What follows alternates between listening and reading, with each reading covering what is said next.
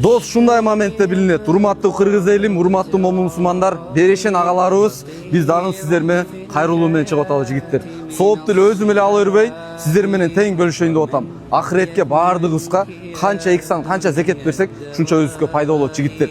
Bunday кырсык, bunday жамандыктар эч кимдин башына түшпөсүн. Кел чыккан бир тууган иниси. 1995-жылкы жигит bir туган агасы болот экен. Белоруссияга срочно өпкөсүн замен кылганы $200,000 каражат керек экен.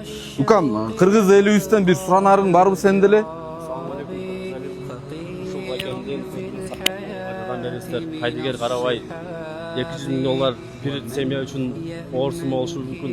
Бирок кыргыз элиме ишенем. Кыргыз элим жардам берип коңуздар. Кайдыгер карабаңыздар достор.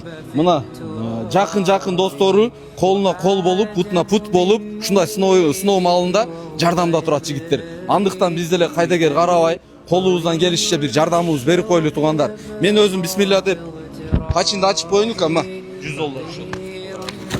Бака автосалондун атынан жигиттер. Мындай кырсыктар, мындай жамандыктар эч кимдин башына түшпөсүн жигиттер. Эртең эле силердин башыңарга түшүп калышы мүмкүн. Эртең эле биздин башыбызга түшүп калышы мүмкүн.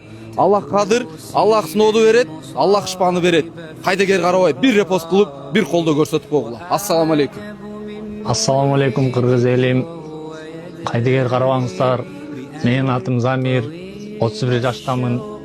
Азыркы учурда өпкө фиброзу 3-статья менен ооруп келем. 1,5 жылдан бери ушу аппарат менен дем алып келем. Бул өпкө фиброзуну бир гана жолу алмаштырыш керек экен өпкөнү. Аны болсо Белоруссия өлкөсүндө персадка кылат экен. Баасы болсо $200,000. Ошого кыргыз элим, мен силерге ишенем. Кайдыгер карабайсыздар. Мага жардам берип коюңуздар. 8 жыл дегенде Кудай мага перзент берди. Эми ушундай сыноо берип атат Кудайым. Ошого кыргыз элим мага жардам берип коюңуздар суранычы.